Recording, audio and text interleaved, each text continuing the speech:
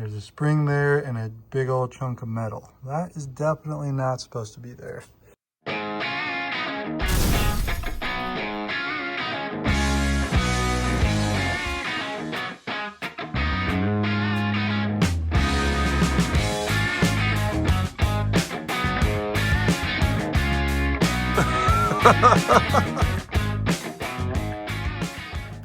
All right, we're back. We're in the garage this time because it is sunny outside, but we got another little problem here. The motor is off, so you're probably wondering how'd that happen. Well, I went and adjusted all that off camera, just messing around with it. It didn't work. That wasn't the problem. They're set to exactly what they should be, and it's still locking up when I try and pull it pretty bad. So we did a little bit of Googling, me and Dad, and apparently in here there is a compression release valve, or not, I don't know if it's a valve, a little spring swingy thingy that when you're trying to start it, when it's at low RPMs, it actually bumps the cam valve just up a tiny bit to release all your pressure in the chamber while you're trying to start it, so you can actually, you know, get it up to speed. So we're thinking that is probably broke. So I'm gonna go ahead and rip into this and see if that's the case. If that is the case, then it might just be a case of, oh, mystery solved, we know what it was, and then we just junk the whole thing anyway and get a new one, because I don't know if it's really worth repairing it. But we're gonna dig in anyways and just solve this mystery. So I'll bring you guys back once I've got this off, because it might take two hands, and I'll show you what's up. Okay, well, I just pulled it off, haven't touched anything yet, but I can already tell that we've got some major issues. Mainly that. There's a spring there and a big old chunk of metal. That is definitely not supposed to be there. Oh yeah. That is a problem for sure. I'm not gonna be able to pull that out without getting those gears off. That is some, I don't know if you can see, but that sparkly on the gear, that might be the metal, but there is metal in the oil too. When I dropped the oil, it was very metally. Oh look, a washer. Bonus. So that's probably a rest in peace for this motor. Might become a parts unit. I'm gonna try and get the camshaft out so we can see that, and yeah. I'm pretty sure that's a problem though. That's there's just parts everywhere in it. Okay, I'm gonna get this camshaft off, or this, yeah, the camshaft off, and I'll bring you back. All right, so I was correct. Some of that metal was from this, which is why it failed. So if you see, this is how this whole system works. There's supposed to be a little tab right here that this spring hooks onto, and which I just found sitting in the bottom. I'm guessing this is the tab right there. Now you can't really see it, but that's probably the tab that used to be right there, which held this spring up there like that. And if you look at this, this is your camshaft. Intake valve on the right, exhaust on the left. That spring just fell, oh well. If you look at this, when you're not running, that spring would hold it like this, in like that, and there's that little lobe that kind of goes up above your camshaft, or your exhaust lobe, which would bump the exhaust valve open just a tiny bit to allow, you know, the compression to release. But then once you get up to higher RPMs, this gets flung out, and now you're running just as you normally would. So that's what I learned online. I figured I'd just share it now since I just learned that, and now you might know too. But yeah, that will be the end of this motor, because it's really not worth it to fix this thing up when I can just go to Harbor Freight and spend another $150 and get a brand new one. So I think I'm just going to do that. I'm not going to worry about trying to replace that camshaft and getting this thing going again, but that would be possible. That would be all I need to do and this thing would run again. As far as all this other metal stuff, pretty sure what this came from. You look back there, that plastic gear in there with all that metal inside of it, that's your governor. So when you have a stock carb on this thing, there's usually a big plate here with some arms and springs that come out from up here and attach to your carburetor. And when you're going, the engine spins up too high where it's going to be like dangerous, where it's going to cause failures like this. Normally it would pull the throttle back manually because of that spring, and you wouldn't blow up your engine. But since I was running an aftermarket carb and didn't do anything in here to upgrade it and make it withstand that, I paid the price and I snapped that little thing off. So, yep, this is toast. All right, there it is. We did it. We just went ahead, got a new motor for the go-kart. Because, as you probably saw in the videos, the other one was toast, and that was not going to work out so well. So, we got a new one here today. I'm going to go get this thing hooked up.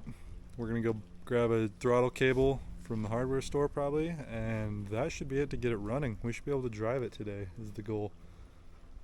So, come along with me, and we are going to get that done. Alright, so let's just go on and dig right into this thing. Get her opened up and ready to rock and roll. This is the second motor that I've no, this is the third motor I've had on this go-kart now. I kept having a problem, that problem that you saw in the last video with the start compression release thing going out. I've done that to 2 different engines now because I got this fancy carb that you saw on there, which is a nicer carb, a better carb, runs them at a higher speed and also deletes the governor, kinda. And the engines aren't really meant for that, they blow up. So this one I'm not going to do that to. This one I'm keeping stock exactly the way it is. So this one should have a little bit better of a life. Should last me a good long time. Okay. So that is what we're looking at. Nice new engine. Comes with just a couple things, just like a weird little wrench doodad, some other rod. Don't know, who cares. But yeah, the plan now, get that sucker onto there, get everything hooked back up, and hook a throttle cable up, go for a little ride. I'm probably not going to talk you through the whole thing because it's pretty boring, pretty straightforward. Hook the bolts to the bottom, hook the bolts to that, scoot everything around so that it's tight. That's pretty much it. So I'll probably just set you up for a time lapse and we'll go with that.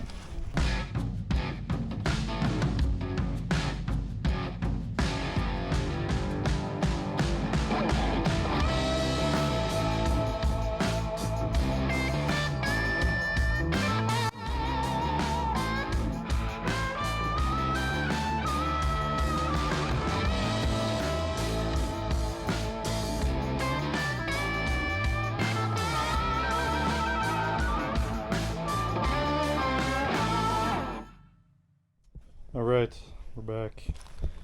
So, as you saw in the time lapse, we got this guy all hooked up.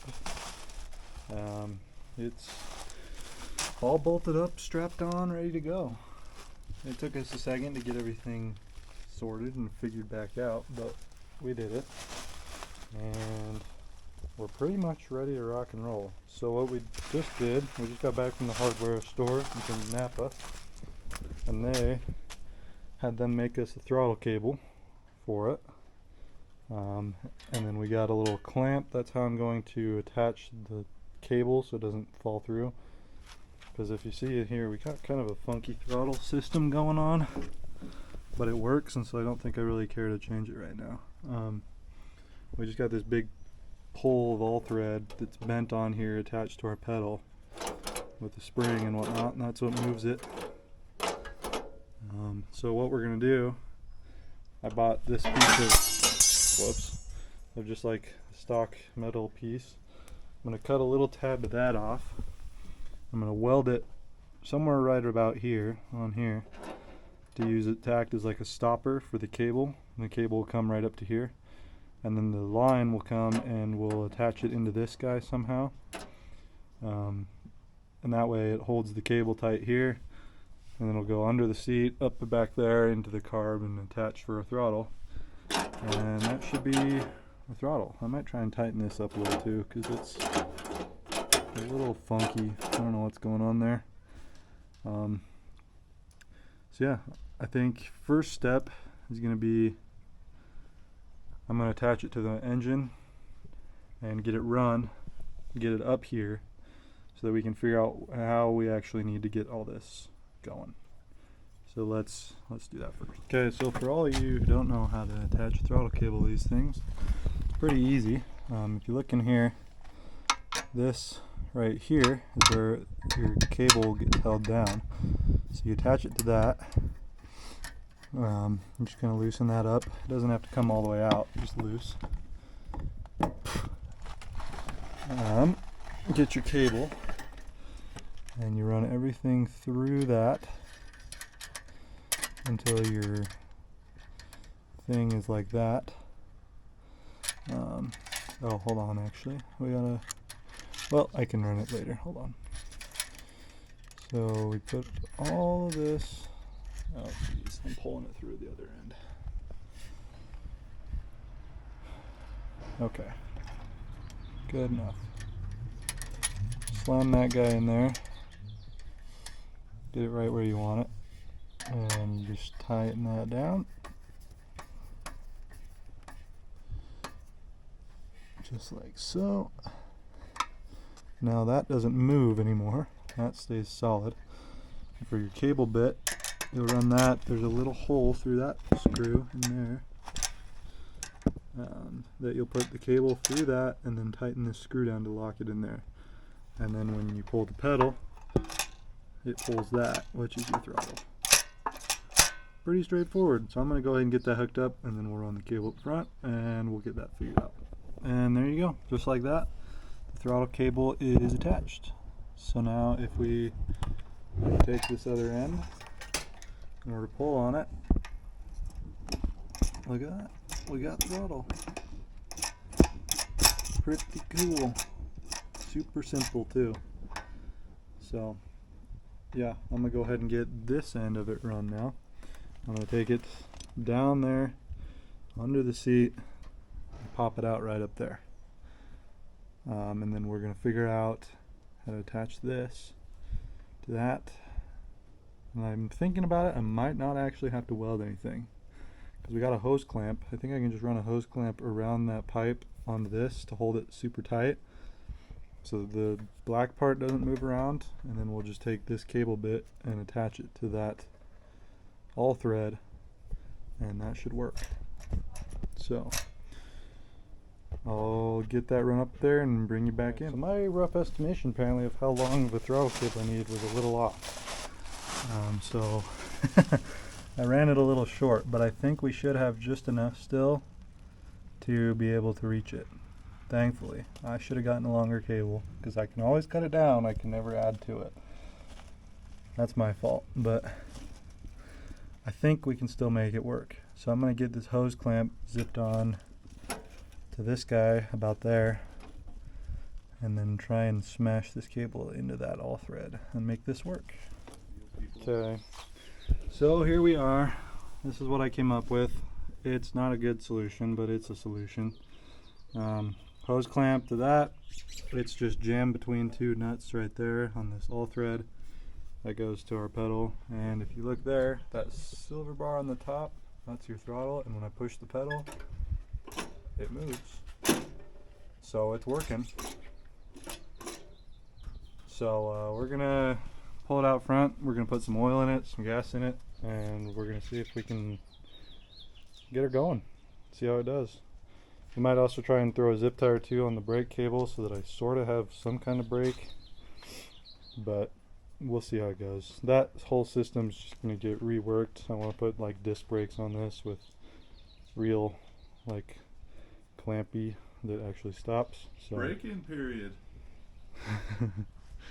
He's trying to figure out the break-in period. The operational break-in period will last about 3 hours of use. During this period, do not apply a heavy load.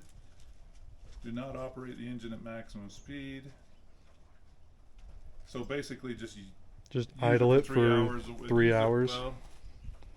Because it says don't hit max speed, don't put under heavy load. That means just idle it basically. Yeah, so basically you're supposed to idle it. There is a break-in. Oh, there you go. There's a break-in. We can thank Rodney for that because he was talking about a break-in period on the skid steer engine they got. Yep. Okay. Well, we'll pull this out front and we'll get it running. Try it. Okay. We got it all fueled up, oiled up. So we're going to get the initial startup going and just see what happens, I guess. And then hopefully enough to get ready to flip the switch if it starts tearing off. Yeah, I know. I'm going to kind of hold it too so it shouldn't take off. First firing. Did we have the switch on? Choke it. It's on, yeah. Okay. Unchoke.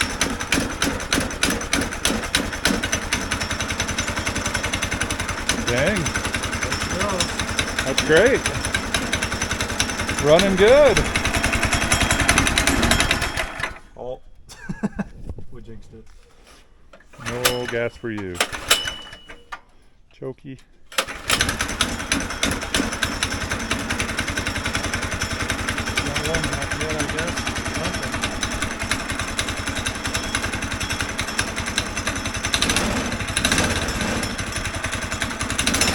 He's a runner.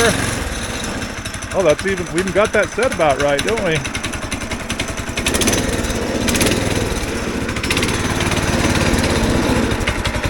Yeah. So what? We just let it run now to break in? Oh, I gotta take it down the street or so. I know. We could throw something on the seat so I'm not sitting on Let's see how much oil, if we need to get any more. Oh, we're still up. Yep, we overfilled that. Don't do that. That's not recommended. We didn't overfill it too much, just maybe a little. All right, he's gonna take this death machine on a spin, I guess. No full revs, as per Chinese instructionals. Oh, padding. I don't know what it is. We're working. Some kind of bed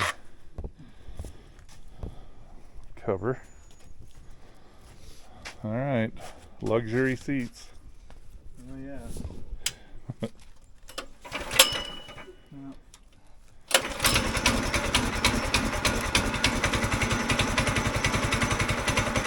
All right, you know where to turn the shutoff is. Don't. I still have nightmares about when I almost killed James from a stuck throttle. Oh yeah, look at that thing.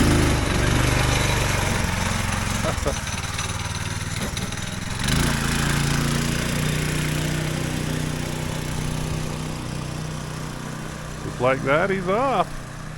Yeah, he's taking her easy. It'll go faster than that, but that tire looks like it's. It's just a solid tire, isn't it? These are just like random Harbor Freight tires. Oh, except for the back ones; those are real tires. Like the torque converter does most of it. It slows you down because until this belt like disengages and is just letting this shaft spin, it's actually using the motor as like an engine brake, pretty much. So it slows you down. That torque converter was the best thing we did for this thing. Yep. Those little clutches work because that's what the drift trike has, and it works, but it's not fancy, nothing fancy. No power. You get stuck, it's just gonna slip the clutch. But well, I guess we'll do the brake-in crap then, and let this motor come to life. Yeah. Join us next time.